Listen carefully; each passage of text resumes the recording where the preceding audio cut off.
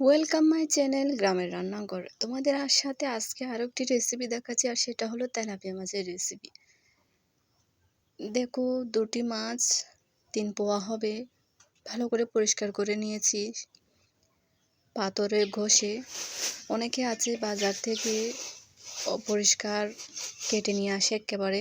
আমি কিন্তু পরিষ্কার করে খাই, খুব একদম সাদা করে ফেলি। তো আমি এখানে তরকারি দেব কচুরমুখিগুলো ভালো করে ধুয়ে নেব। কেটে নিয়েছি। আমরা লবণ দিয়ে কচুর জিনিস ধুই, যে কোনো কচুর লতি, কচুরমুখি লবণ দিয়ে ঝারিয়ে খুব সুন্দর করে ধুয়ে ফেলি, যেন পিছলা পিছলা ভাবটাও চলে যায় আর তরকারির মজাটাও আসে খুব। দেখো আমি কিভাবে ধুচ্ছি, এভাবে 2বার ধুবো লবণ দিয়ে। পরিষ্কার করে ধুতে হবে যেন মজা হয়। যারা যারা আমার ভিডিও দেখো, আমার চ্যানেলটা এখনও সাবস্ক্রাইব করো নাই, প্লিজ সাবস্ক্রাইব করে দিও। আমার নতুন নতুন রান্নার রেসিপি পাওয়ার জন্য আর একটু লাইক করে দেবে। আর কেমন হয়েছে অবশ্যই কমেন্ট করে জানাবে। আর তোমরা কীভাবে খাও কচুরমুখি, কোথায় কোথায় দাও সেটাও কমেন্ট করে জানাও। আমি আরও একবার লবণ দিয়ে ধুয়ে নিচ্ছি। দেখো একদম সাদা হয়ে গেছে। আরও একবার ধোয়ার পরে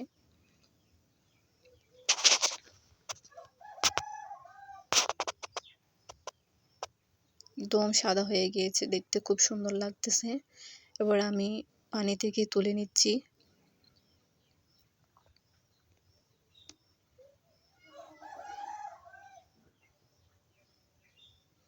পানি থেকে একটা প্লেটে তুলে নিলাম।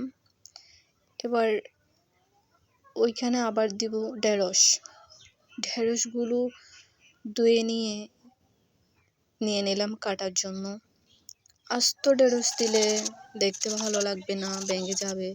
তার আগে নিয়ে নিচ্ছি পেঁয়াজ, ছেঁচে নিচ্ছি। আসলে আমি রান্নার আগে সব কিছু রেডি করে নিই। দেখো মরিচ বেটে নিচ্ছি শিলপাটায়, তারপর ঢেঁড়স কেটে নিই, বাহর পাতা, পেঁয়াজ সব কিছু রেডি করে রান্না করতে যাই। একটা একটা একটা একটা করে করে করতে ভালো লাগে না, তাড়াহুড়া লাগে। তো আমি ঢেঁড়সগুলো কেটে নিয়েছি। এবার বাহর পাতা দেব।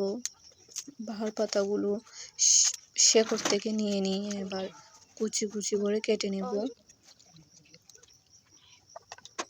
বাহর পাতা বা ধনিয়া পাতা যে কোনো তরকারিতে স্বাদ বাড়ায় এবং ঘ্রাণটা একটু ভালো করে।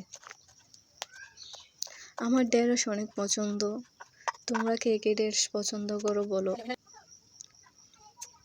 তো বাহর পাতাগুলো কুচি করা শেষ, এক সাইডে নিয়ে নিয়েছি।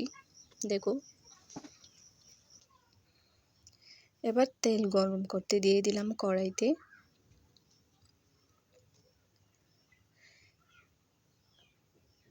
আমরা মাটির চুলায় রান্না করি। দেখো আসলে রান্না বান্নাটা মাটির চুলায় করি, তরকারি রান্না আর নাস্তা ভাত এসব গ্যাসে বা রাইস কুকারে করি।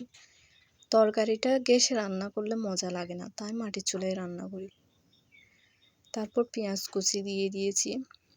পেঁয়াজটা একটু করে কষিয়ে নিচ্ছি। তারপর হলুদের গুঁড়ো দিয়ে দিয়েছি 1 চামচ। তারপর দিয়ে দেব ওই বাটা মরিচ। এখানে আমি কোনো মশলা ইউজ করি নাই। আসলে আমরা গ্যাসেও রান্না করে খেয়েছিলাম, গ্যাসে মজা লাগে না, এই জন্য মাটির চুলায় রান্না করি। তারপর কচুরমুখিগুলো দিয়ে একটু কষিয়ে নিয়েছি। তারপর পানি দিয়ে সিদ্ধ করতে দিয়ে দেব। সিদ্ধ হয়ে যাওয়ার পর আমি দিয়ে দিয়েছি ঢেঁড়সগুলো কচুরমুখির সাথে দিয়ে দিলে কিন্তু ভর্তা হয়ে যাবে, একদম ডাল হয়ে যাবে। তারপর একটি একটি করে মাছ দিয়ে দিয়েছি, তেলাপিয়া মাছ, একদম তাজা মাছ। ফ্রিজে রাখলে কিন্তু মাছের মজা চলে যায়, তাজা তাজা রান্না করে খেলে স্বাদটাই আলাদা।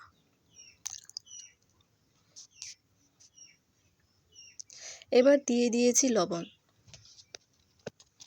লবণ দিয়ে দেওয়ার পর, ঢেঁড়স দিয়ে দেওয়ার পর আর কোনো কাজ নেই, শেষ। একদম নামানোর আগেই দিই আমরা লবণ। দেখো আমি তোমাদেরকে নেড়ে চেড়ে দেখাচ্ছি কি সুন্দর লাগছে। আসলে আসলে কাঁচামরিচের তরকারি কিন্তু দেখতে খুব সুন্দর হয়। তো আমি রান্নাটা শেষ হয়ে গিয়েছে, তো খাওয়ার জন্য নিচ্ছি। দেখো 2টি পেঁয়াজও নিয়েছি। আসলে আমি পেঁয়াজও খেতে অনেক পছন্দ করি ভাতের সাথে। তারপর একটা লেজ নিয়েছি, আমি লেজ খাই, কচুরমুখী, একটা ঢেঁড়স। তো অসংখ্য ধন্যবাদ ভিডিওটি দেখার জন্য। প্লিজ সাবস্ক্রাইব করে দেবে।